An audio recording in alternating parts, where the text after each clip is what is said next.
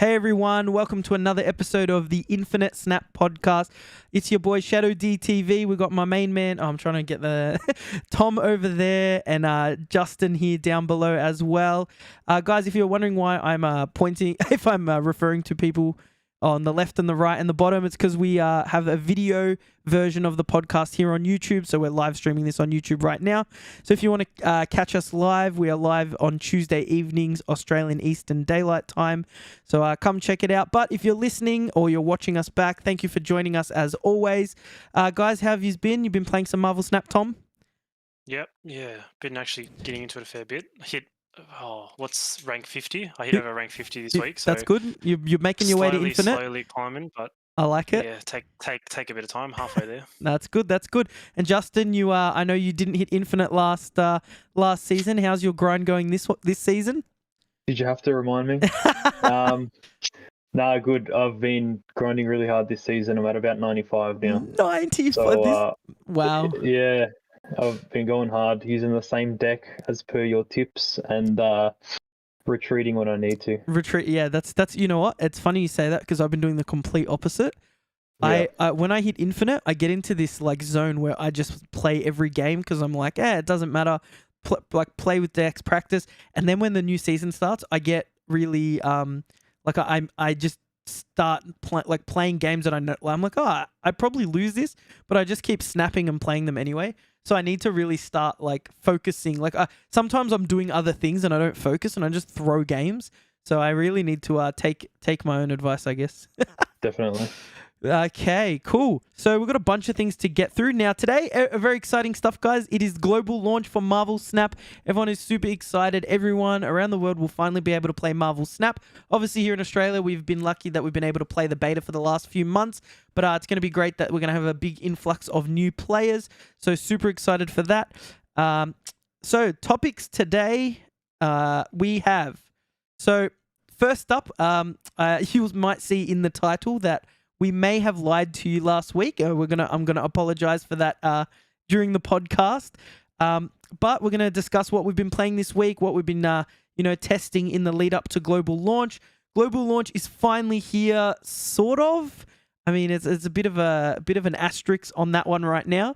We're gonna give you guys the hot tips you need as a beginner to dominate Marvel Snap. So I've asked Justin and Tom to come up with at least one tip that they would like to give to, I guess, new players of the game.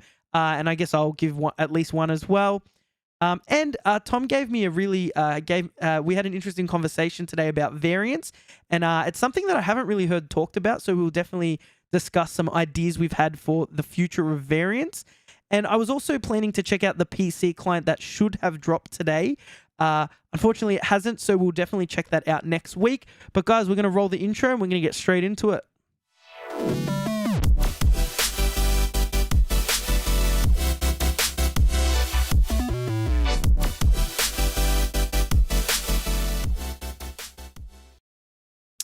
All right, so guys, I keep losing my notes. So, you guys have been playing Marvel Snap. What decks have we been playing? Justin, what have you been playing? I have been playing Patriot deck. Ooh. Yeah, he saw a massive buff over the past couple of balance changes with Blue Marvel going down to 5 cost. Yep. So it's like, honestly, most of my games, if I have the cards, I do nothing turn 1, nothing turn 2, turn 3, I go for Patriot. Yep. Turn 4, I go for Khazar at the same location as Patriot. Yep. Turn 5, I go for Blue Marvel at the same location. Yep. And then turn 6, I go Ultron. And yep. that gives what? That's 1, 2, 3, 4. They all get to 5. All the drones get to 5. Yeah, Yep, so you're getting 20 power at the other locations, and true. you're getting 8, 9, 10, 11, 12, 13, 14, 15, 16, 17, 18, 19, about 19 at the location that you're playing the cards. It's almost 20 at each location. Yep. And that's playing nothing turn 1 and 2. Yeah, exactly. And the awesome thing about the deck is, for now, most people don't really know what's coming. Yeah, it's So it's like interesting. they see that you're not filling up your other locations, and they go, "Oh, I've got this," and then you just hit Ultron, and then like they just lose. And a lot of the times, I think that's how I've got to 95 as well, pretty quick. Is like a lot of them will snap, and if I have the right cards in hand, I will snap as well. Yep. And most of the time it works. I think I've been playing I'd play Ultron maybe like 80% of games. Yeah, If I ever wow. have Ultron, I'll play him. And Ultron is the reason why I win in that deck. I don't really play many other cards in that deck. Yeah, so it's interesting you say that because I've been playing something similar, and my theory is because Ultron got a buff, so it used to be 7 power, it's now 8 power, and the old ability was that it was only adjacent locations got the drones. Now that it's all other locations, I feel like a lot of people just don't actually really know what Ultron does now, and because he was never really played before, I think people currently just don't actually expect Ultron to come out. So I think that would maybe be contributing to a bunch of your wins, which is a good thing. But time will tell if that stays the case. So yeah, I have seen the deck being played a lot more recently. I think we discussed But this last week. You're right. Yeah, I had just started playing it last week. But you're right. I think like before Ultron's buff, no one played him, so no one knows exactly what he does, and no one really expects him. Yeah, I think you might be right about that. I have also been playing a Patriot deck. You gave me a list, and I kind of tweaked it a bit. So mine is similar to what yours does. I have most of the same cards, but I also have Mystique and Magic in there. Now, the Mystique play works pretty much the same as yours. So turn 3, Patriot. Turn 4, I can play Mystique. Copy Patriot's ability, that's now +4. So just that alone will get my drones to 5. And then on turn 5, I can even play Blue Marvel, or if we get like Elysium or something, I can play like Onslaught and then also Ultron, which is pretty nuts. The other cool combo that I've gotten off, like not as often, but if I get a bunch of squirrels and a bunch of rocks with debris, I can go Magic turn 5. So like Patriot, and then whatever I want turn 4, Magic turn 5, Onslaught 6, Mystique 7, and so whatever else. And so Mystique copies Onslaught, which like times is Patriot times 8, and then I end up with +16 on all my on all my cards. And so like I end up with like maybe a squirrel at one location and like a rock and a squirrel at another location, and they get to like 20, 30 power. And my opponent's just like, how did I lose that? So yes, it's pretty insane. I'll definitely chuck. I do have Magic. I might give it a go. You kind of need Mystique though. The only reason for Magic, I would definitely, the only reason for Magic is so I can play Mystique turn 7. If you don't have, because I know you told me you don't have Mystique, I think it's probably not worth it right now. But yeah, it kind of gives you a second win con. Like if you don't draw Ultron, but you draw the rest, you can kind of just get all your 1-drops to like 10+, which is like another way to get a like sneaky win. But Tom, there's actually something interesting in chat, and I think you could maybe chat on this a bit. Akaz just says everyone's been spamming Destroyer. Thoughts? So Tom, what have you been playing this week? I've still been playing Destroyer. I still think that's the easiest deck for me to play. I started playing a discard last week. I think I spoke about it, but it didn't feel as good as Destroyer. Like I felt like I just wasn't comfortable with it, so I just stuck with Destroyer. Yep. But I have noticed how I've rarely come up against like the decks you're talking about, like the Patriot decks. But when I have, I just can't compete with it. Yeah, right. Like, at all. Because Really I know interesting. what's coming as well. Because I've seen you guys speak about it. I know what's coming, and there's not really much I can do. Because once you hit those cards, it's pretty like around 20 on each location. It's just not easy for me to win 2 locations that way with what my deck is. So yep. So, but no, I'm still sticking with Destroyer. Do you run goblins in your deck, Tom? No. Yeah, okay. Because like with the Patriot deck, I know that when I come across a Destroyer deck, yes, they can't compete with like the constant 20 powers across 3 locations. But what they can do is I've got like like I was saying before, on one location I've got Patriot, Khazar, and something else, and then they will just put a goblin there, and then I can't play Ultron because then he's only getting 8 at one location, and then bringing the drones to another location. Drones, so like, Those goblins really screw my deck. I feel like I don't run into enough of them. I think I've run into maybe 1 or 2 in the last week or so when you've been talking about it. So Yep. I don't think it's worth throwing in a tech card for it just yet. Yeah. And unfortunately, I don't have Patriot to play it myself because I think I have Ultron. So I think I could probably make your deck, Justin, if I got Patriot, because I think I have the rest, but I don't. You need Patriot. You need Patriot. Yeah, of course. Yeah. No, that's the point. I can't do it yet. So once I get that, I'll probably be able to do it. But I know by the time I get that, it'll be nerfed or something will happen, and it'll just be dead by the time I can actually play it. I actually don't know how they would nerf Patriot. Like, if you make him just +1, then you just play Blue Marvel instead. Yeah, that would be so bad. It's a bit interesting, isn't it? Like, how does that actually, like, how do you actually achieve a nerf to it? They would just up his cost. Yeah, actually, 4. you're right. Make that 4. Yeah, no, I think that's all you could do. But I don't think it's a problem right now.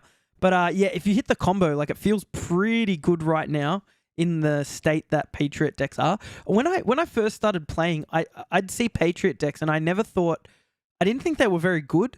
But now, like, as the meta's shifted and some cards have changed, Ultron was pretty much... I feel like Ultron was unplayable, and then it just made Patriot decks like really good now because they're, I guess, unpredictable. Like I said, you can go from like 16 power squirrels and rocks, or you can like swarm the entire board with 5+ drones. So it's a pretty powerful deck. I'm enjoying it. Definitely enjoying it. The one card that just demolishes it though is Enchantress. Oh, that's the only thing. I come across it a lot now. I was about to say, when you were saying turn 3, this, turn 4, turn 5, I'm like, turn 6, Enchantress on your opponent's side. And then you just lose. You have like the other 2 locations with like 1 power drone. That's right. I actually had a game where my opponent turn 6 played Rogue, and they stole my Patriot ability, and it buffed the rocks that I gave them with debris. I still ended up winning, thankfully. I'm like, oh, imagine I lost to my own rock. That would have hurt. But yeah, so cool deck. Having fun with it. Destroyer Tom's been like a very patriotic, if I might say, Destroyer player. It's actually a really good deck, and you've had Destroyer for very early in your pool 3. That was probably my like 4th or 5th card. Yeah, so I remember cool. I was getting pretty average pool 3 cards. I remember I got Debris early, and I thought, what is the point of this card? Like, this sounds terrible. And obviously all the synergies, so it's obviously a good card now. But Destroyer early on, and I think it's always still good. So, I got Spider-Man. I can't wait to get Destroyer. Yeah, same. I don't have Destroyer either. Deck. I really want Destroyer too. I got Spider-Man this week, and I think we joked about it last week. Yeah, you asked me if I got Spider-Man. I was like, if I got Spider-Man, you would know. And the second I got it, I had to screenshot it and send it. We did know. So I think Spider-Man's a good addition as well. It doesn't come up a lot, but the only other card, I replaced him for Sandman. Yep. And I feel like I'm getting probably about the same use value. Out of both, so, yeah, then that's good. It's fine. What do you run? Like Armors and Professor X and Armor, Professor. Like my ideal play is Professor X, just because it guarantees that location. Yep. So if you have your destroy lane, you just have, if you have like Winter Soldier, what's his Bucky Barnes, Nova, or whatever you've got there. Yep. And if you lock down, especially you get to play Daredevil as well, you know what you can lock down straight away. And then Destroyer, most of the time, depending on how the game goes, can win its location either by itself or with the addition of Winter Soldier, or Colossus or whatever. So it's funny you say. So I was just thinking with Sinister London as the hot location for the previous week. No, so I played a Destroyer deck. He dropped armor, duplicated armor to another location. So then when he did his turn 6 Destroyer, he played the Destroyer at the Sinister London with the armor, and then that duplicated him to the empty location. No. So he played a bunch of cards at the other one. He plays it in the middle, and nothing died, and he got 2 16-power Destroyers. I was like, pretty good. I have struggled with Sinister London. I was going to say, so if he hits the wrong location, though, it could also be really bad. Because especially the point of it is to try and separate your cards into destroyed cards and not destroyed cards. Yes. So Sinister London is just so unpredictable that you'll get like a hood with, he'll get armor. Yeah. And you're like, shit. Like now I'm just got a -2. Yeah, that sucks. Actually, I just can't destroy it. So it was very difficult and frustrating to play with. So I tried to play around it and just not play it at Sinister London. Yep. Any cards at Sinister London. Unfortunately, it just benefited the other players more so. So it was just a bit of a struggle. Of course it did. So on that, let's get into the featured locations for the past week. So we had Oscorp Tower was the new location. So Oscorp Tower. Justin, could you remind me what Oscorp Tower does? Because I literally never remember. After turn 3, swap the cards at this location. That's right. So swaps with your opponent. So for this location, I think I was playing Patriot anyway. Yeah. So I was just like, hey, here's a rock. You get a rock. I get a rock. We swap rocks, and it just didn't matter. Or I found my opponent just didn't play cards there till after turn 3. I don't. Did you guys encounter? I had a lot of people playing like an Ebony Maw at that location. So yes, they give you a 7 power card, but you also can't play anything there for the next 3 turns. I didn't see that, but the best play that I saw was Electro. They play Electro there. Yep. They get a +1 max power. Yep. And the downside to that is you can only play one the card ongoing. per turn, and then he swaps to your side. That was awesome. That got done to me a couple of times. I literally mentioned that. I didn't see that once. For the whole, I didn't see it either. But Denzel mentioned it because he has Electro, and he's like, "This is a good play." And then we like looked it up because like it's got on reveal ability, and then ongoing is on reveals get max 1 energy per turn, but then the ongoing is you can only play 1 card per turn, so that goes to the other person. That's so cool. That is so big brain. If I had it, I probably would have played that, but it just didn't work. I was just like, guess I'm retreating then. Yeah. I don't have Electro, but yeah, that's like, so your opponent gets a Sandman, like you can only play 1 card, and they get a Psylocke. They get a Psylocke ability every single turn. Awesome. That's insane. Oh, I wish I knew about that. I actually don't have was his name Electro? Yeah. I don't have him either, but like that's super big brain, and no, that did not happen to me. But that's much better. That didn't happen to me. That's much better than giving me a 7 power Ebony Maw, because I was still able to win those games pretty comfortably. That's so cool.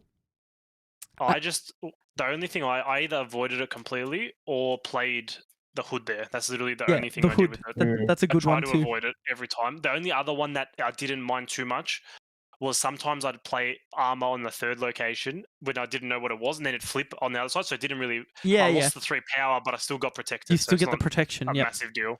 Yeah, that's cool. It's funny. Like a funny Patriot interaction that made me laugh today was the double on reveal. So just giving my opponent like 4 rocks, and it literally blocked both of their other locations. And so they had to retreat because it was like turn 4 and they'd already lost 2 locations. They obviously didn't have a way to buffer. It was quite funny. So yeah, interesting location, Oscorp. I don't know why I went on that tangent. It just came into my head. I think you're talking more about Sinister London. Sinister London, yeah, true. Sinister London did the exact same thing, which was pretty fun. So yeah, Sinister London was the hot location. So featured location is 48 hours. Did you guys have any issues with Oscorp Tower actually for that 48 hours? Didn't bother you? I had my own issues. The first time I came across it, I didn't understand like what was going to happen. I thought for some reason that because it was on the left-hand side, and then I thought that if I played cards there, they would swap to the right location for some reason. Started spamming like all these cards there, and then they just flipped to the other side. I'm like, what? I love it. I think my first game, I was kind of like, do I play like bad cards there? But then I realized like if they just play nothing there, I get nothing, and they get my like bad 1 and 2 power cards. Yeah. But like they still get stuff that I don't have. So yeah, I just either avoided it or like put bad tokens there for them. Cool. So yeah, Sinister London was the hot location, which is the 24-hour location on a Sunday. It's kind of funny for me because I generally like to make my Marvel Snap content on Sunday. Like I do Saturday sometimes, but I make most of it on the Sunday. And so I pretty much always end up with that hot location for my videos. So I maybe have to think of another day to actually do them, because it ends up being like, it can just make my videos awful, because like if I did Sinister London and like say I wanted to play like, I don't know, a Halla deck, I don't want to duplicate and fill the board because I want all my big 6-drops to come out at the end of the game. But like other than that, I think I actually didn't play Patriot. Did you play Patriot, Justin? The Sinister London? I played Patriot. Yeah, I played Patriot for Sinister London. Yep. It didn't really work out for that deck, just because you're constantly filling the board. Yes. You're constantly filling each location, so you don't you don't really want to duplicate, and like the Yep. only thing that you would want to duplicate is like Patriot. Yeah. But like if you start duplicating all your buffing cards like Patriot, Blue Marvel, Khazar, Onslaught, then you've got none of the Things to buff. none of the things to buff. So That's- there's like no point. So it was kind of average, and the bad thing that I was coming up against is goblins. Like it's just so Yep. annoying. Yeah, it is frustrating. I'm trying to think. Yeah. I switched to something else for a little bit. I think I was playing like an ongoing sort of deck with Iron Man, because duplicating Iron Man can be pretty broken in itself. Like if I had it one game where it was like turn 7 and the opponent played like death, duplicated death, and they're like probably thinking, how do I lose? And my Iron Man hit the right location. Like my other location was empty, and or it had like one card, and Iron Man hit the perfect location and like had like 40-50 power at both locations. So yeah, I think it was just like I found ongoing cards to be good. But then yeah, I guess on reveals also work well because you're getting the on reveal ability twice.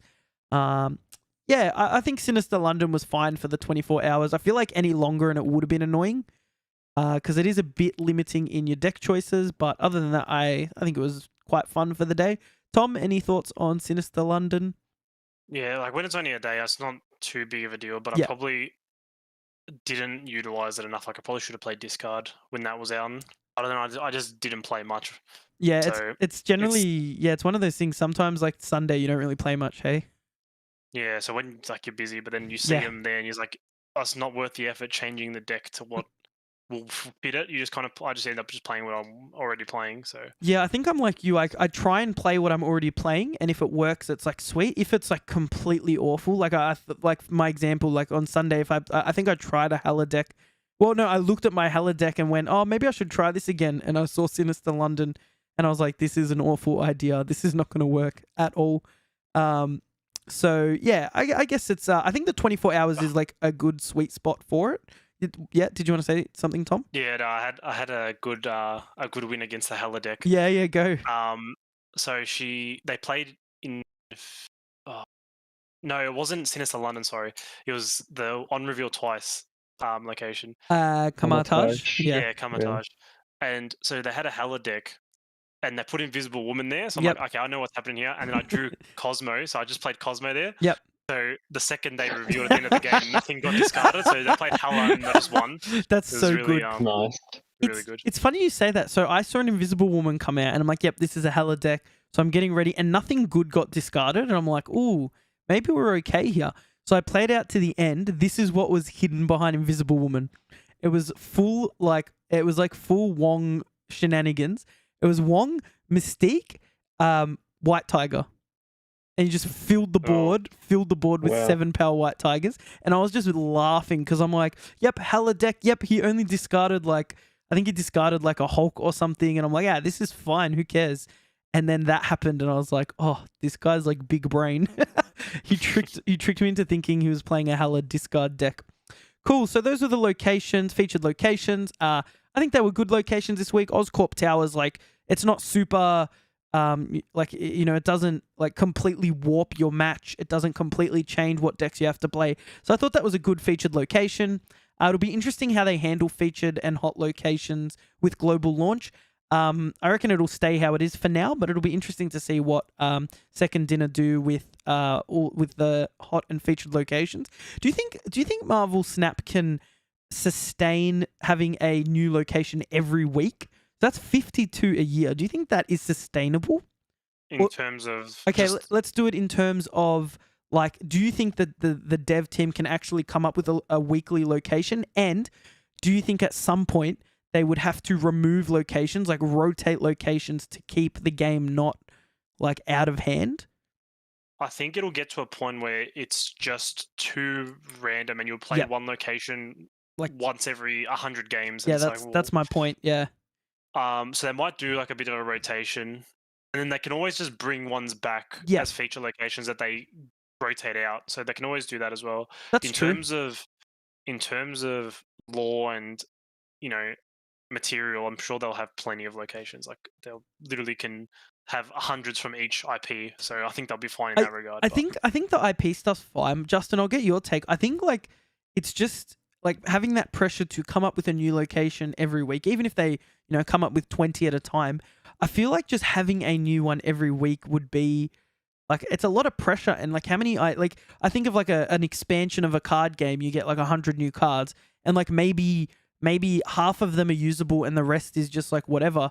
But featured like locations are a staple in the game. They're in every single match. So you can't really have locations that, when I say bad, you can't have a location that just does nothing. Whereas in card, like in an expansion, you can have cards that are just useless and no one cares because they just don't use them. So what's your thoughts, Justin? Like, do you reckon they can sustain doing a new location every week?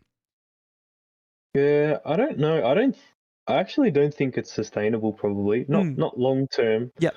I'm sure they've got heaps and heaps of ideas to last them a good year or so, probably from now. But like, how many ideas can you come up with for a location?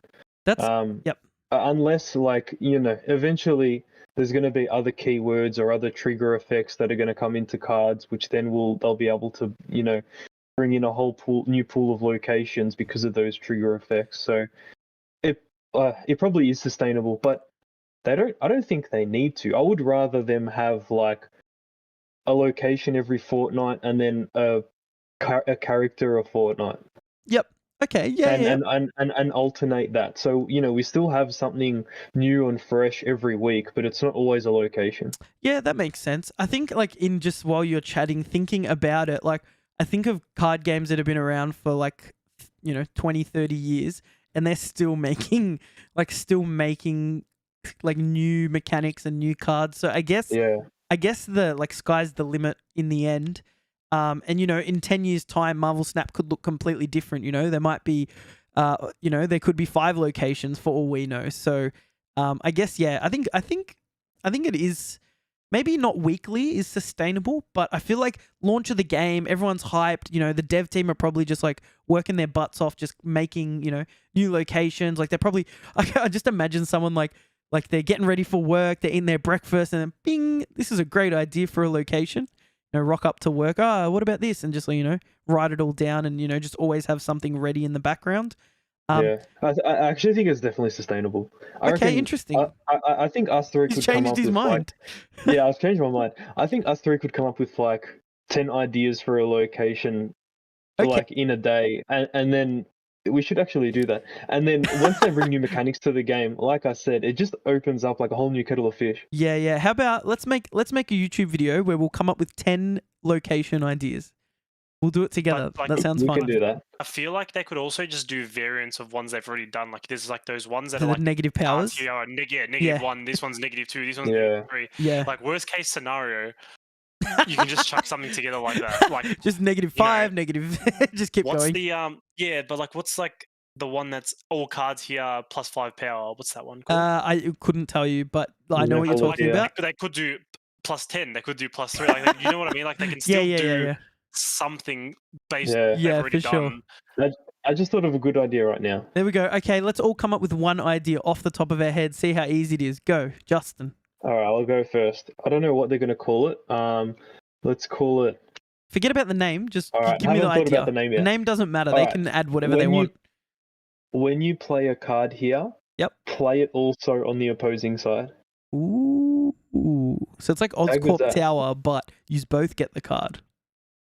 Interesting. I feel like Destroyer would just be OP. You just win the game. Wait, why? Because you kill all their cards. Destroys their whole board. Okay, what if it was like everything? Chances are it would be filled up in the first couple of turns. That's true. You want to stop it. Only 4 you want to cards stop the Destroyer. Location. That's right. That's right. Strategy. That's a good one. All right, Tom, do you have one off the top of your head? It's hard, isn't it? There's -4 power at each card. Okay. Power. I mean, hey, that's valid. I'll try and think of one too. We've got the chat jumping in. So Drugor says, on reveal, destroy a card at a random location. So that's like a Gambit ability. I think that's... Well, it wouldn't be on reveal. It would be when you play a card here, destroy a card at a random location. Yeah, that's like... That makes sense. Could be like destroys their card or destroys your card. They could also do locations for the character effects because they already have some. That's already what they're doing. Yeah, like there's very similar effects. Off the top of my head, my location is second dinner. Please hire me. No, hire Justin because he actually has ideas. Okay, mine is going to be you can't play 2, 3, 4, 5, and 6 cost cards at this location. Wait, what was that? You can't play 2, 3, 4, 5, and 6 cost cards at this location. Okay, so let me dumb that down. You can only play 1 cost cards at this location. There you go. Wouldn't you just use that with Fair. wording? Yeah, that's the wording. That's why I changed it because it Yeah, makes I was way gonna more say. sense. Yeah, I I couldn't thought think of of another anything. one. Oh, look at Justin go. When you play a card here, move it 1 location to the right. It's kind of like Okay, Bifrost, yeah, but it's every time you as do you it. as you Every play the time card. you do it. That's just So like you would have to fill up OP the move location deck. to the right to then play cards there and leave them What there. happens if it's the third location? Just does nothing? Then it just does nothing. Yeah, that's an interesting one. Can Bifrost? Oh no, because Bifrost moves all No, Bifrost cards. moves all cards. Okay. Yeah, interesting. What if it's like when you play a card, it moves to the right while that location's there? Just all cards, no matter where you play them. Nah, because then move decks are just OP. Move decks just when they imagine that location's featured. Yeah, Just that's everyone true. plays move decks. Yeah, 100%. All right, so there we go. We're just I guess we're just devs now, aren't we? Yep, cool. Yep. So This is probably how they do it as well. They probably just sit in a room and They just just sit in a room. around. throw ideas and see what That's how sticks. else do you Yeah. how else do you Yeah. make up things? That's right. Like that's how a design team. That's what you do. You just throw out ideas and then pick the one that's not crap. All right, so guys, global launch for Marvel Snap was meant to be, well, not meant to be today. It was meant to be the 18th. Now it is the 18th in the northern hemisphere. Well, not the northern hemisphere. Like, look at me. I know about time zones, guys. No, so it's on the other side of the world, I guess. It is technically the 18th now, the 18th of October 2022, but it is extremely early in the morning. So I'd assume the game won't be dropping until the dev team are actually in the office to combat anything that goes wrong. So I would assume that, so by the time you're listening to this podcast, if you're not with us live, by the time you listen to this, I would say that the game will be launched worldwide. Marvel Snap should be out everywhere. We were going to look at a few things and discuss some things like the PC client, take a look at it on the podcast, but unfortunately that is not available yet. So I thought today what we would go through is some, some beginner tips on, because there's going to be a big influx of new players coming to the game, which is really exciting. Really excited for people to finally get to experience the game. So I thought we'd basically give our favorite Marvel Snap tip for new players, or something we wish we knew when we started playing, and then we'll discuss that from there. We can do a couple, but I thought I'd get you all to think of at least one. But before we do that, we will have a big discussion about global launch in next week's episode. So we'll go through any changes to the game. It'll be good because we would have had a week to experience all the new players coming to the game. So, on social media, we'll be able to see what they're saying about it. If people are enjoying it, if they're happy with the collection level system, I reckon that's going to be another, that talking point is going to come back. I think all the things we complained about at the start of beta, all of those things are just going to come back in force again, because all the new players are finally going to be experiencing them and being like, what the heck? So I think that's going to be interesting. How about, Tom, how about we start with do you have a tip for beginners that you wanted to give them? Yeah, I'd say especially early on, I think a tip I would use, and I think it's it's useful for a lot of card games that use like energy or some sort of cost. My tip would be just try and utilize all of it. Yep. So like, for example, if you've got if you've got just say 4 cost for energy. Yep. So and 4 energy. Instead of playing a 3 cost, it might be better to play 2 costs, even though the 3 cost might be a better card. Yep. Then each individually than the other 2, but playing 2 of those together probably just gives you that extra. You just get 2 cards, can help you out in any situation. Yep. Same, and then you can also play that 3 cost on turn 4 with a 1 cost. Like, so you just can get more out of. Yep. your energy, to utilize as much as you can to get as much out there. Yeah, so you're saying to utilize as much energy as you can each turn. It's interesting you say that, because there's a lot of games, a lot of card games with energy or a resource. Generally, the person who uses the most resources generally wins the game. Like, obviously, that's not entirely true 100% of the time, but I guess the person using their resources more effectively and efficiently is going to be at an advantage. So I really like that tip. I think on what you said, there's also the reverse where you might have 5 energy, but in the situation, sometimes just playing the 3-cost card is better than the 2-cost cards. So, like, yes, the two cards you're playing that cost 2 energy, you're using up 4 energy. So, you're using more resources. But especially, like, Justin and I were talking about our Patriot deck earlier, and apologies to any new players. A lot of these cards are going to be going straight over your head, but hopefully as you learn the game, you're going to understand a lot more about what we're discussing. But yes, I think that, like, that's a 3-cost card, but that can have a major impact on the rest of my board, and it can buff a lot of cards. So I think you're right in that you want to be using the most energy most of the time, but every now and then there's going to be a situation where you're better off playing that less energy. You're not using all your energy, you're wasting some of it, but the overall benefit can be a lot better. Like, especially in the Patriot deck, I could play 2-cost cards that have no abilities. That's the point of the cards. No abilities, so I can buff them, but then maybe I'm not getting a good enough chance to play Patriot. Like, I don't want to get to turn 6 and then I play Patriot and nothing else. It's kind of, a bit of a waste. Then I guess you've got to think about how you could waste energy in the future as well. Like, do I play the 2 costs now, or on turn 6, am I going to have 3 2 costs that I can play? So yeah, I think that's a really, really good tip for beginners.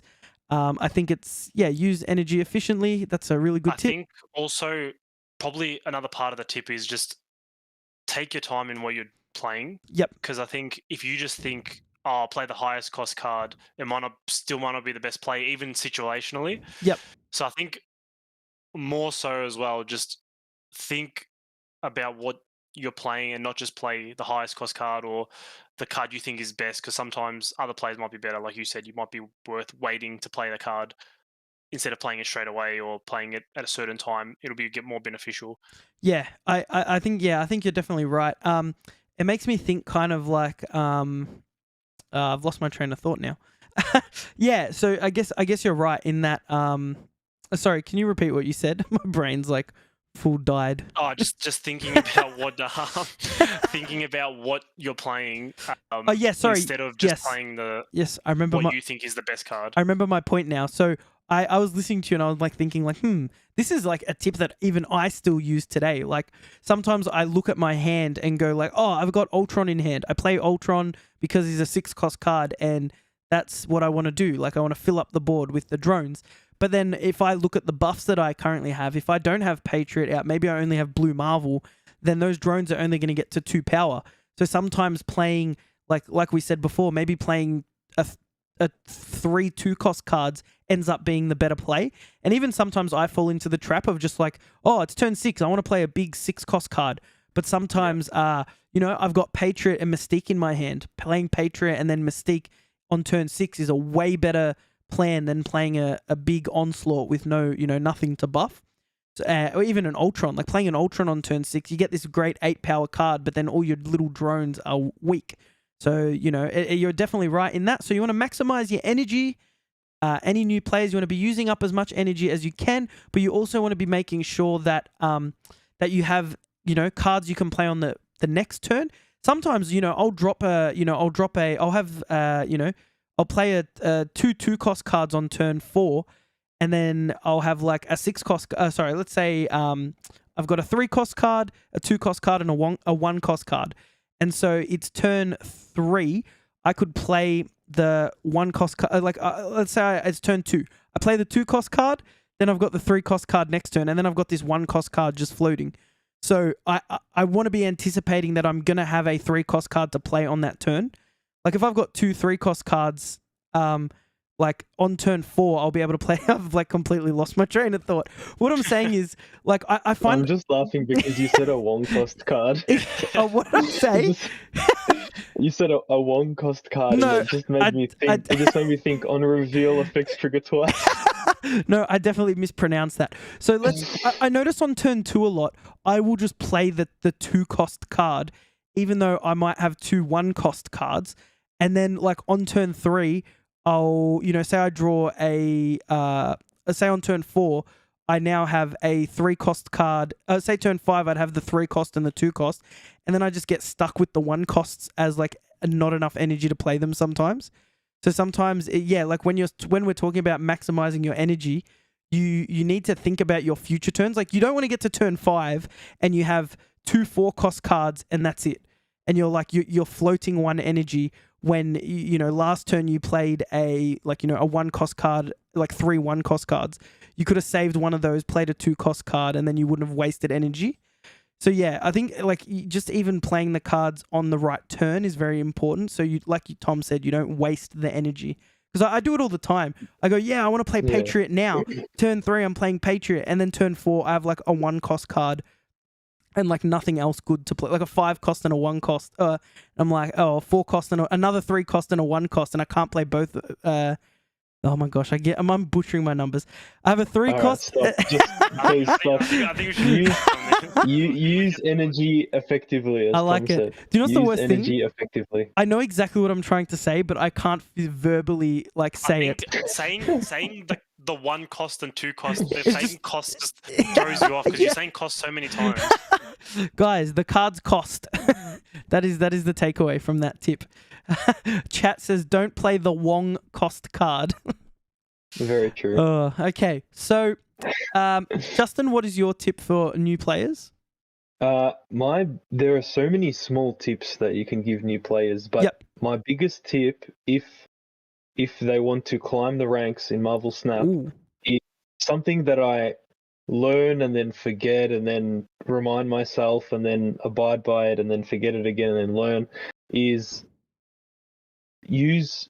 not necessarily use the same deck, but know the deck that you're using. Yep. So like for last season, I was mucking around with so many different decks. I was having fun regardless of my rank. Yep. But I was not climbing the ranks because I was just using so many different decks, trying out new cards, trying out different ideas and whatever. This season, I've stuck with the Patriot deck. I know exactly what it needs to do to win. Yep. I know exactly what cards I need and what combination of cards I need. Yep. I know, by turn 4, just by looking at my hand and by the board state, I know if I have a chance of winning, if I have a good chance of winning, or if I'm just going to lose. Yeah. And therefore, you know if you should retreat or not. And that just equivalates to rising in the ranks, basically, getting cubes. That's a great tip. Just using, learning your deck properly. Like obviously we want to test out new cards and, I guess that's the fun of Marvel Snap, being able to play so many different decks and, still have a chance of winning games consistently. My next question on top of that is, do you think that new players should be worrying about their ranks straight away? Or do you think they have time to just play whatever and have fun and then learn the game as they're going?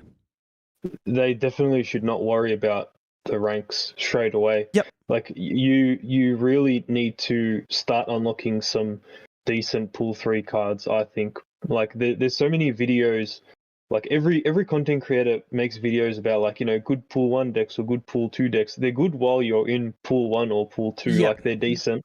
But if you want to hit infinite, it's hard to hit it with those decks. I think you really have to grind to hit it with those decks, but I think once you start unlocking pool 3 cards, then you can really get competitive and build a good deck that you can stick with. So I like what you said about the the different pools of cards. So the game's split up into different pools. So you get pool 1 cards as a beginner, and then as you level up you start getting, I guess, more interesting cards with different not even stronger abilities, just different abilities. They add I guess harder mechanics to the game.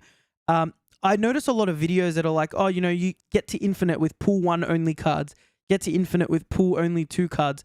And I think pool only 2 cards? Yeah. Only pool 2 cards. The thing that I don't think people realize is that currently the matchmaking system tends to be based on your collection level. So they're trying to match people with, pool 1 and 2 cards with other people with those cards. because nothing would be worse than, like, say you're a pool 1 player and you get to like rank 95, and then all of a sudden every deck you're versing, Patriot, Mr. Negative, and you're just playing against all these cards that you've never seen before. How are you supposed to know what they do? How are you supposed to anticipate?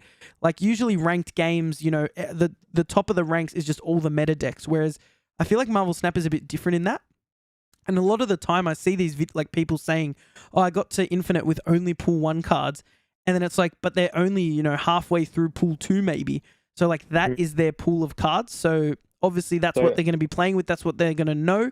And that's probably what they're going to be coming up against. And I think you guys can probably attest to, when we started playing the game, I feel like everything I versed was just pool 1, pool 2 cards. Yeah, I didn't see any like strong decks. And I mean, when we started the podcast, we were playing our favorite quiz show, which we'll be playing at the end, Snap Who. I felt like there were so many cards that I didn't know. And now I'm at the point where I'm like, now that I'm a high level, even though I don't see the card that often, I've seen it. Whereas initially I was seeing, you know, Odin, White Tiger, and all the starter cards. Whereas now it's like, I feel like we get to see all these meta decks a lot more often.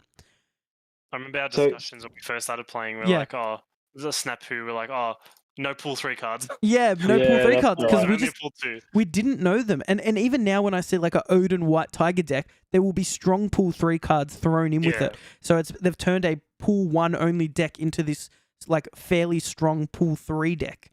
So yeah, I definitely think that's something to take into consideration. Your rank is not important at the start of the game. Of course, if you want to rank up and try and hit Infinite, definitely go for it.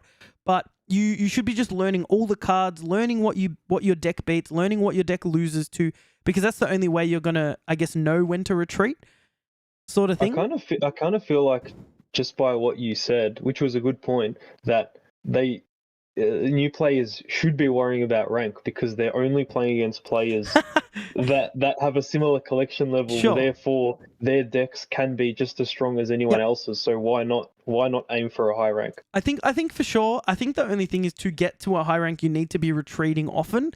And for maybe your first 2 weeks, if you're retreating and not seeing how the game was going to play out, you're not actually going to learn if you were going to win or lose. I think, let's say maybe the first 2 weeks to a month, depending how often you play. If you play each day, you know, a few weeks, just to learn like, oh, okay, if they play Odin now, I lose this game. But you're not going to know that until you experience it a few times. So I think that's kind of, because I've always been adamant, like, make sure you're retreating, you know, that's how you go up the ranks. But if you're retreating and you don't actually know if you were going to win or lose, then you might be retreating when you shouldn't be, sort of thing. Yeah, and then the opposite, if you just let every game play out, and that's how you always play Marvel Snap, after a month you're gonna know, okay, I lose this every time. So you then should get into the habit. But I can understand, you know, like, I feel like for the first month, and Tom can probably attest to this, I just never retreated. We just played out every game. Our ranks just kept going up, down, up, down, up, down. But I feel like I learnt all of the cards. I learnt how much power they can get in a turn. And I think that really helps you in the long run. Maybe not your rank initially, but I think it's a bit of a balance when you start the game. You want to learn as much as you can, but you also, I guess, want to be not losing every game. Yeah, I think understanding the game is probably one of the most important tips as well. Like, knowing for sure how to play. And like exactly how you said, by turn 5, you should kind of know if you're going to win or lose. That's right. But you're not going to know if you're going to win or lose if you just retreat because you think, oh, I don't think my turn's going to be that good. That's right. What are they going to do? You know, you could think, oh, I'm in a good position. You know, I can play this card, and I think I'll win. But then they'll play a card you either haven't seen before, or a combo you haven't seen before, and then you're like, so next time you come up against that at turn 5, you're like, they could do this. Maybe I should retreat. So I think you're definitely right in that regard. Just play it out early, learn what is going to beat you, because you don't want to get beaten by what you know is coming. Yes, so it's exactly that. Once you know it. So I actually started writing down the things that I lost to if I didn't know what the card was. Because early on, like, obviously we didn't know a lot of the cards. But I'll never forget the first time I lost to Magneto. And I wrote down this card because I looked at my board and I went, I can't lose here. I'm going to have this big board. I win these 2 locations comfortably. And Magneto pulled all my cards away to that location. So yes, I he won that location because I had all my ongoing cards buffing each other. I had Claw buffing the location. I had all this good stuff happening, and he ends up winning. And I'm like, this Magneto card is amazing. In the end, I realized it's not, broken or anything. It's just I didn't know that was a possibility. Like, I didn't know that he could play this strong Magneto card. Now that I'd written it down, I vowed to never lose to Magneto again. I'm sure I have. Telling us about this card because I've never experienced it. You're like, there's this card Magneto, and it just moves to like, 3 and 4 costs. 3 and 4 cost cards or whatever, and it's like 12 power. Like, what am I supposed to do with that? Yeah. So I think I just only played Zoo decks from that day forward. Only 1 cost cards. But yeah, so I think you just need to, you want to learn what you lose to, but then you also want to learn what you beat. You can only do that by playing out your turn 6s. But once you start learning those things, once you start getting a grasp, your collection level gets higher, that's when you want to start just like now. Well, I said earlier that I've been a little bit not super diligent with my retreating, but like Justin's gone up, 40 ranks in like a week because he's just been diligent in retreating. He knows his matchups, he knows the deck well, and I mean that takes you most of the way, to be honest. Yeah, it's probably if your tip is knowing when to retreat, then probably utilizing all of our tips is what's got me 40 rank in a couple of weeks. It's utilizing my energy, knowing my deck, and retreating when I need to. Yep. I guess I hadn't really given my tip, but I guess my tip is early in the game to just play out the game, learn all the cards, learn how you win, learn how you lose. Justin, learn your deck inside and out. Make sure you know what locations help it, what locations make it hard to play the deck. And then Tom, of course, making sure you're utilizing your energy well and not always just going with the obvious play of, turn 6, I play the 6 cost card. Turn 5, I play the 5 cost card. You have a lot of options in Marvel Snap on what to play each turn.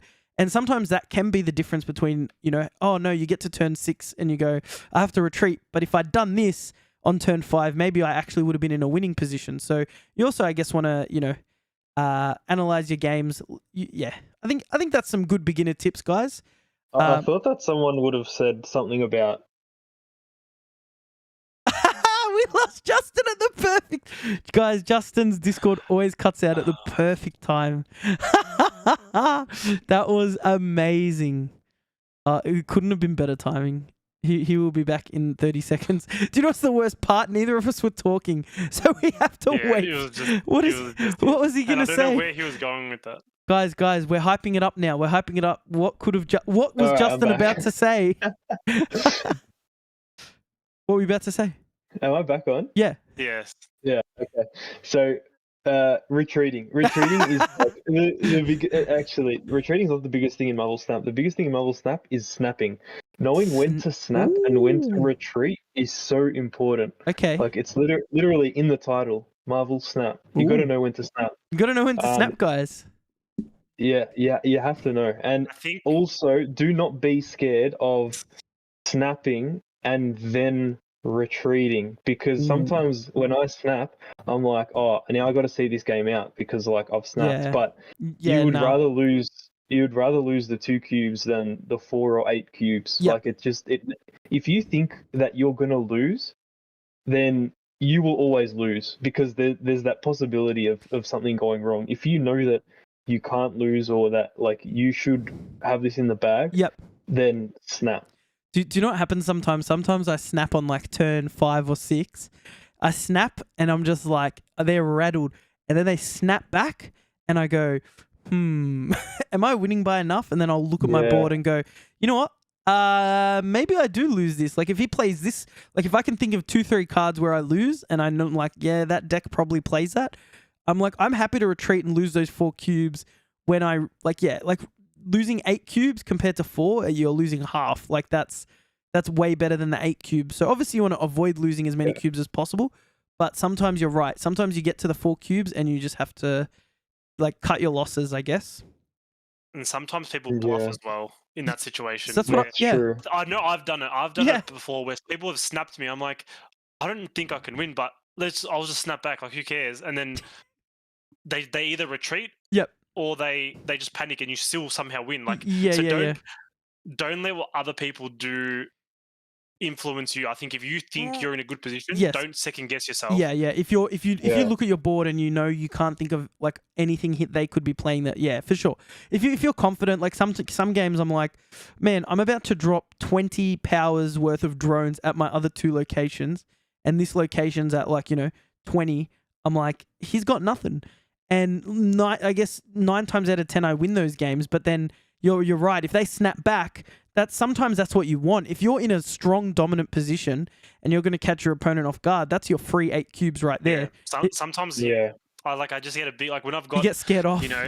My Professor X set up and I got a Destroyer and Nova and Bucky Barnes ready to go. I know if I play Destroyer, I'm going to play Destroyer. Yep. Like there's almost no chance I lose this. Yes. And then they snap back and it's just the greatest thing because you just know you're going to win. And then you win comfortably and you're like, what were they doing? Yes. Like it's just like that's a good feeling where you just know it's going to happen. So I think just back yourself as well. Yeah, for sure. Yeah, back yourself when you've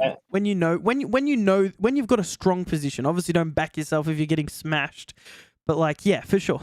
Yes, Justin. Yeah, and you got to think about the decks. This just comes with experience and playing the game. But like, you got to think about what cards your opponent might have in their deck. Yes. And also an important one is how much they cost. So what I've been coming up against with this Patriot deck is Destroy decks. And Destroy decks always run Killmonger. Yep. So I know that when I play my Ultron, and if I go first that turn, yep, he's going to spawn all these drones and then Killmonger's going to kill them. But the thing is, you have to remember that Killmonger's 3 cost, which means that they're only going to be dropping him and maybe another 3 cost card. They're not going to be dropping like this massive card. So yeah, you just have to think about it. And even on that, I had a scenario where my opponent played Killmonger on turn 6. They killed off all of my squirrels. They killed off all of my rocks.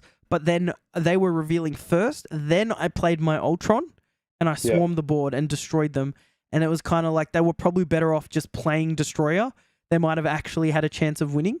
Well, actually, no, they probably don't. But like that was probably in the end, the Killmonger to them was the ace. Like they were winning 8 cubes, easy 8 cubes. But then they didn't anticipate the Ultron. So yeah, I guess knowing, like you said, knowing your deck, it just comes down to knowing your deck and knowing what cards they could have in their deck for sure. I think that's a really good tip. Cool. So that is our beginner tips, guys. There's a ton of other ones we could give you. Like there's plenty of content that you can find a lot of these tips. You'll learn a lot of it as you play the game. I mean, we didn't really get these tips from anywhere. We kind of just played the game, and I think it's just good to be able to tell new players this stuff so they don't have to go through all the bumps that we did. I think like I probably for the first month didn't realize how important retreating was to the game. Like, I think just coming from a background of games where you concede and it just counts as a loss, but when it really clicked that retreating is a part of a strategy and not actually like counting as a loss, that it can actually, retreating actually helps you go up the ranks rather than going down. So yeah, I think you're right. Once we got our head around the game, now we've, I feel like I wouldn't say we're super qualified as, Marvel Snap experts, but I feel like we've played the game enough that we can, pass these tips on to new players. So that's really cool. Thanks for coming up with those tips, guys. That was very good. Now, Tom, this is the hot topic that you discussed with. We didn't even discuss it. You mentioned it, and I had a few things I wanted to say about it. But we've been talking about variants a lot on the podcast and artwork and the bad word monetization. But yes, it's not actually a bad word. A question: Tom? Have you bought any variants with like actual money yet? No, I haven't. No, so you've been buying season pass, but hasn't bought Justin. I've been buying season pass. Yep. Any variants? No, I haven't bought any variants either. Interesting. I haven't bought any with gold that I've saved up either. Yeah, neither have I. Me neither. We're just competitive players. We want to unlock all the cards. Yeah. I think this week was the first time that I considered it. There was a really cool Ultron variant, and I was like, oh, I really want it. But 700 gold in Australia works out to $15, which is, I mean, I think when I think back about it, I'm like, $15 is like lunch. It's like lunch and a coffee. Like it's not going to break the bank.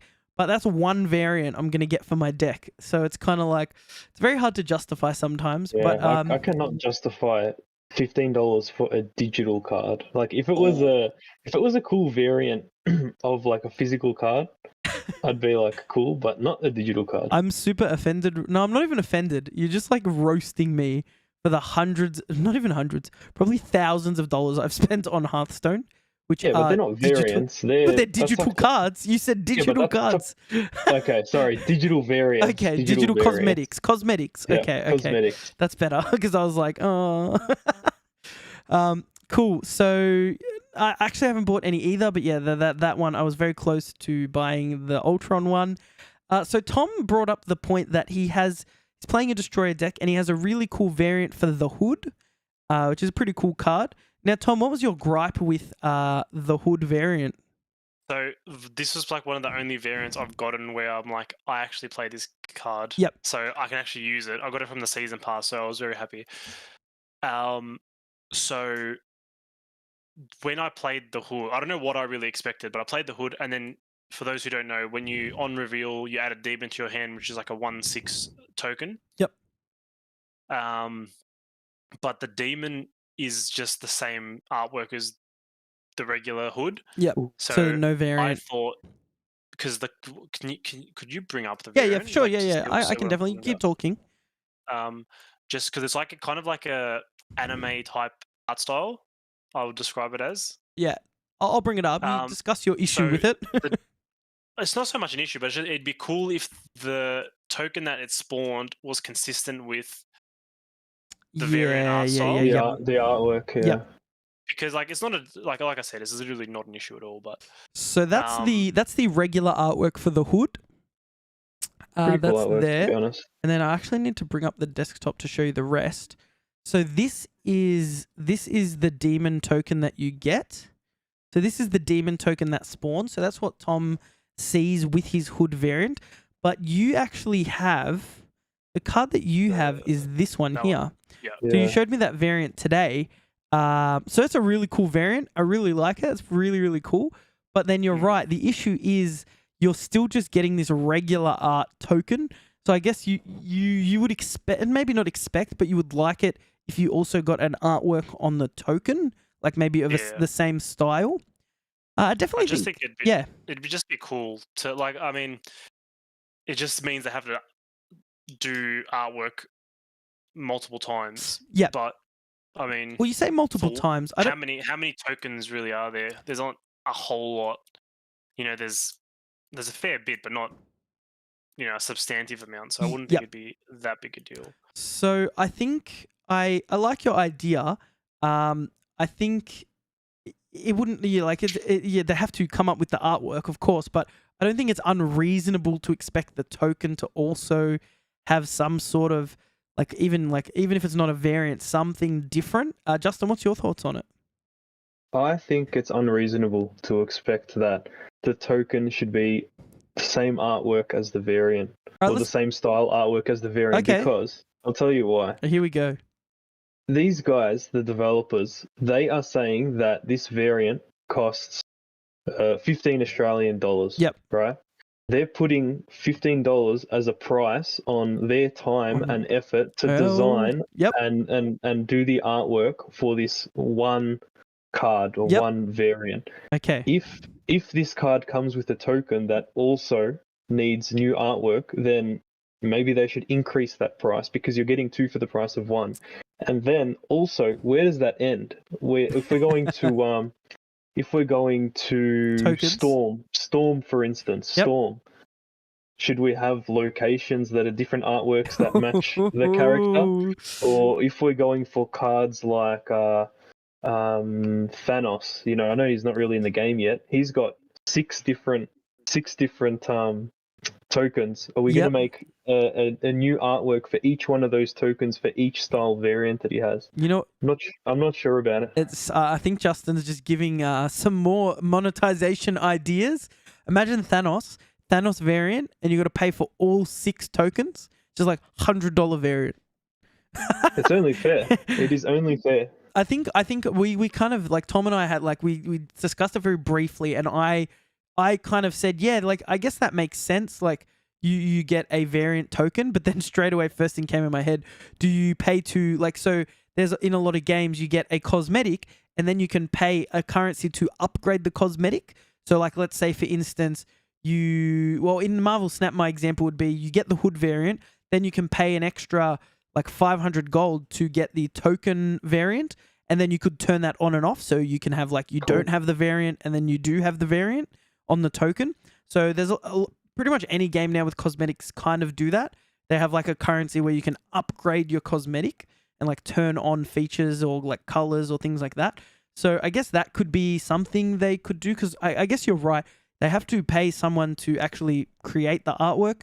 So it wouldn't make sense that you get 2 artworks for the price of 1. I don't know. Nah.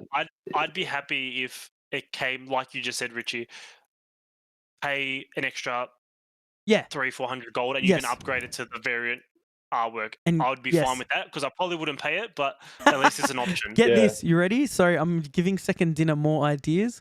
Again, just give us a shout out if you use them.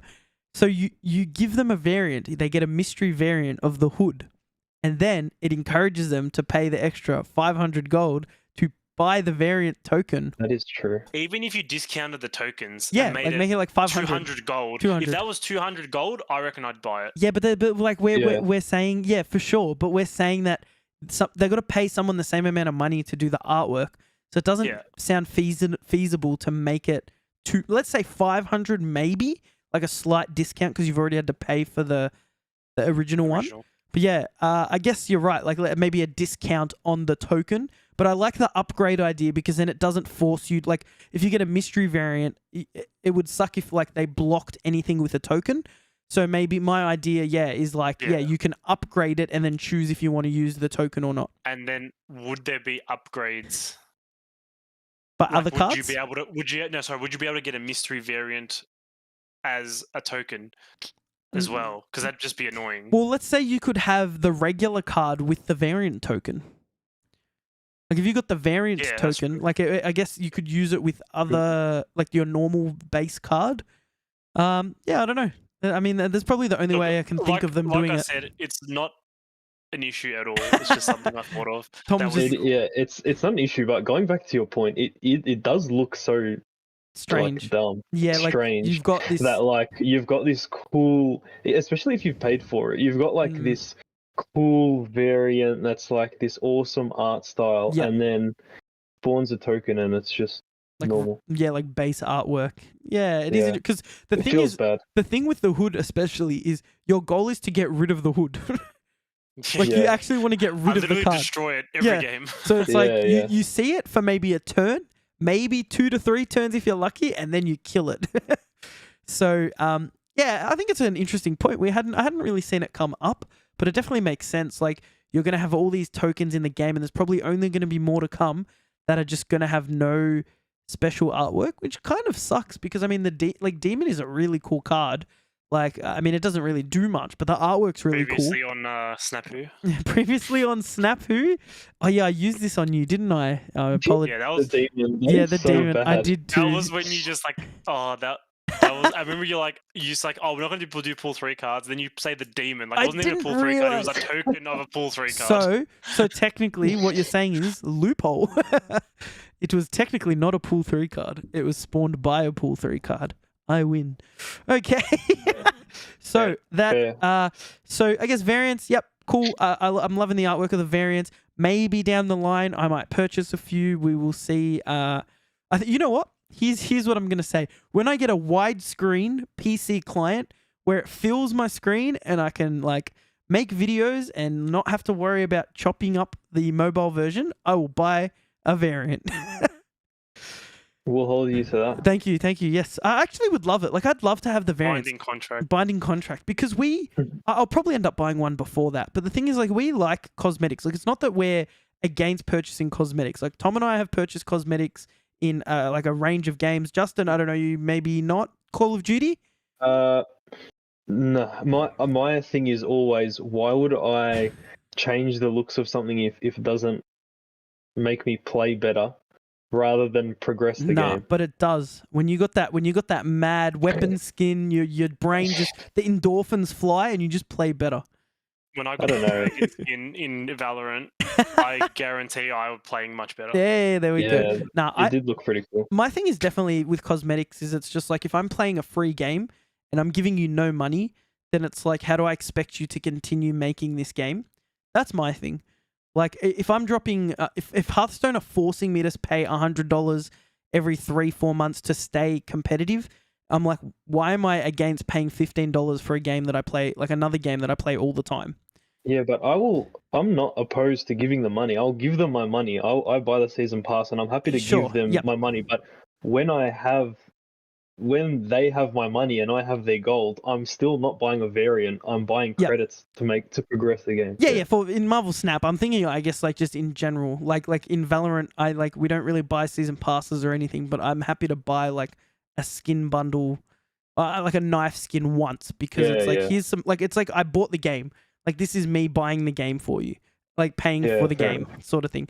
Cool. Well, that is variants. Any more on variants, guys, or pretty solid? I liked the token idea that Tom. Well, it wasn't even an idea. It was just a I guess a discussion that you wanted to have. Yeah, an observation. Well, I literally got it yesterday or today or something really recently. So I just thought of it as I was doing it. I'm like, wait a second, this is the same. So yeah, for sure.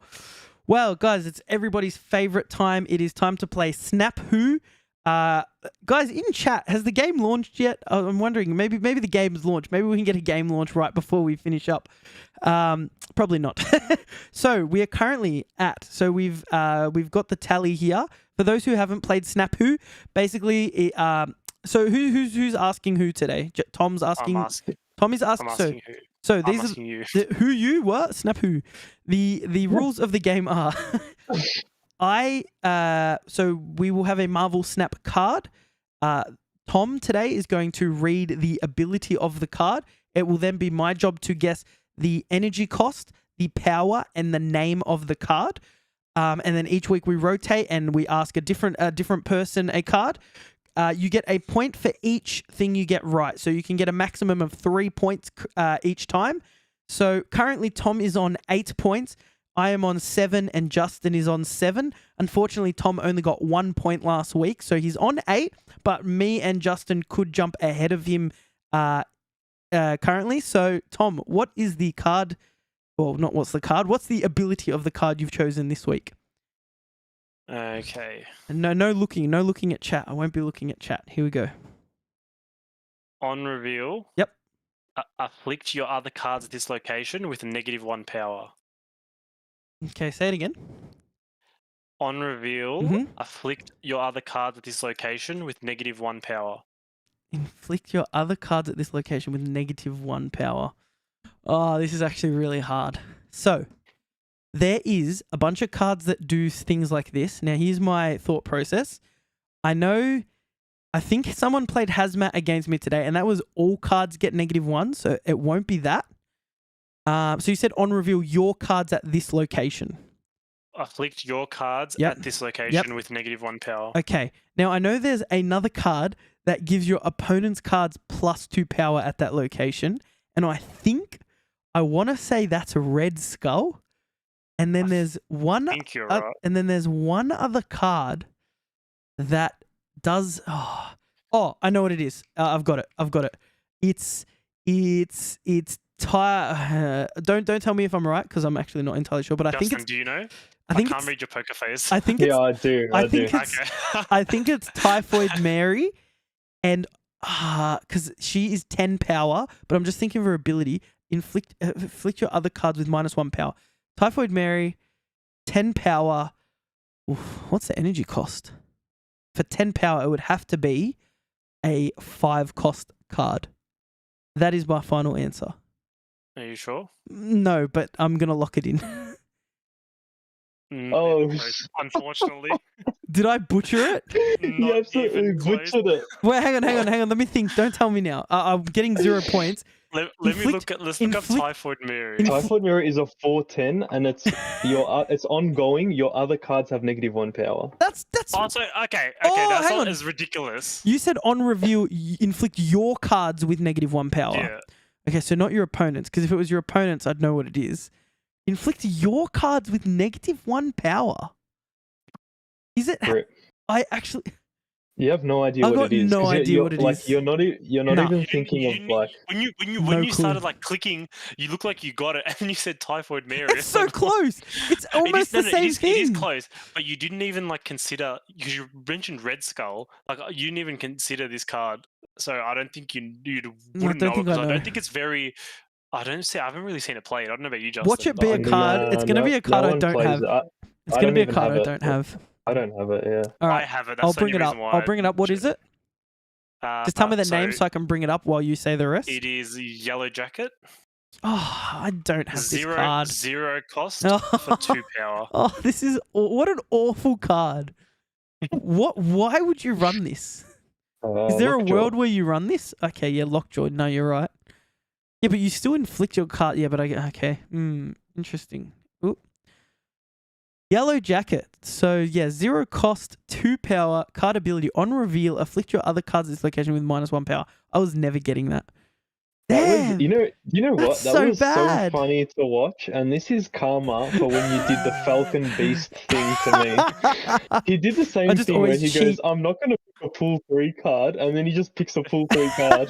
Do you know what That happens? you've never seen before. Do you know why? Yeah. Because I don't think about this prior, and so then I quickly scramble before the podcast to find a card to give you, and then I always just like don't look at what it is.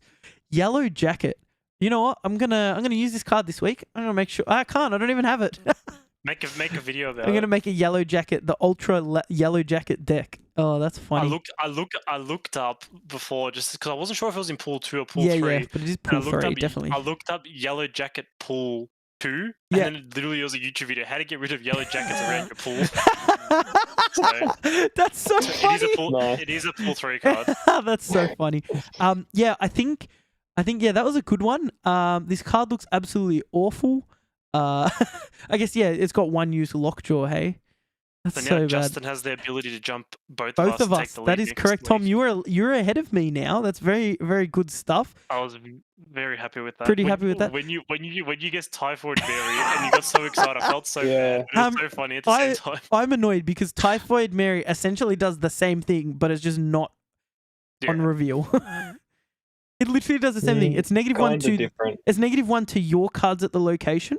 No, not at your location. Typhoid Mary is just all your cards have -1 power. Yep. So it's a little bit worse. Wow. Wait, but wait. Why would you use Yellow Jacket over Wasp? Why would you use Yellow Jacket over? Because you can play Yellow Jacket at a location that has no cards, and you just get a 0/2. Oh yeah, I guess so. Yeah, no, I guess you're right. Such an awful card. I mean, yeah, I've never seen it being played. Because So. my thing with 0 cost cards is the whole point is you want to surprise your opponent at like turn 5 or 6. So that just Yeah, makes him yeah. even worse. Interesting card. I'm probably going to remember that ability for the rest of my life. But that is another round of Snap, who I'm currently on 7 points. Tom is now on 8 points. Justin is on 7 points, but he has played one less round than us. So he will have a chance next episode. The global launch will be here. You will have the chance to jump both of us and get in the lead. I feel like you're gonna pick something so dirty, like a It's gonna be token, like a tiger or something, gonna or be- like I don't know. It's going to be like a Magic the Gathering card.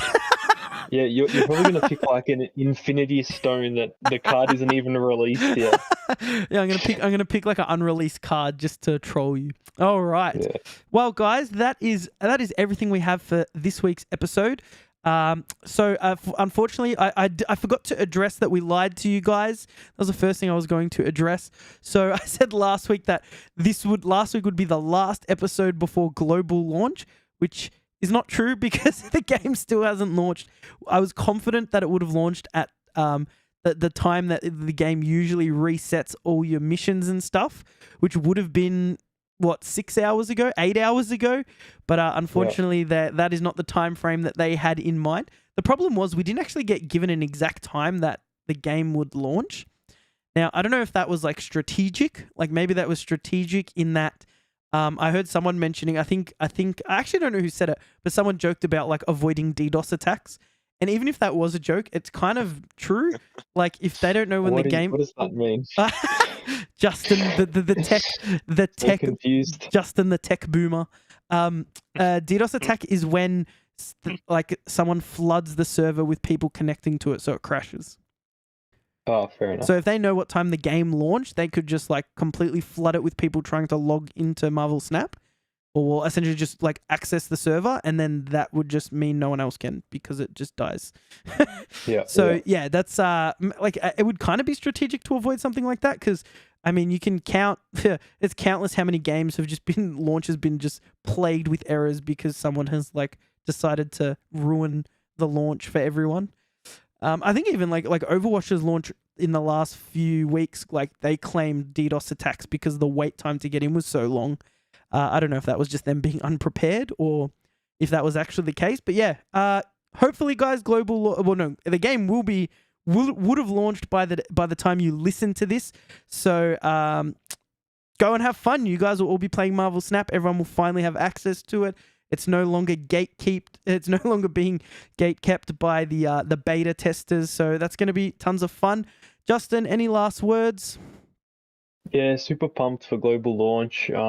Keen to have heaps of new people in on the game. Yeah. Get rid of some of the bots, even though I haven't seen as many lately. But just keen to get like a wider spread community and heaps more content and guides online or For sure. or just people supporting the game. So it should be good. It's going to be good. We didn't even touch on that, but yeah, I feel like way less bots in the last few weeks, which has been very enjoyable. Tom, any last words? Nothing from me. Nothing from Tom, as always. Guys, Classic. we will enjoy the episode if you're listening to it after the live stream. Have fun with the game. Enjoy it.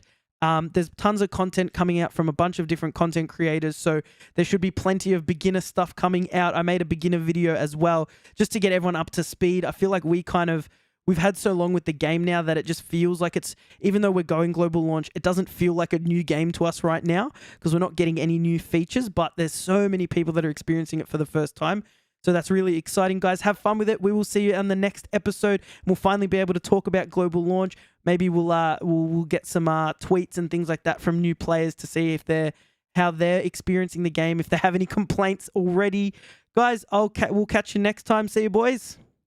So. Cheers. And we'll see you guys next week. I can't find my button.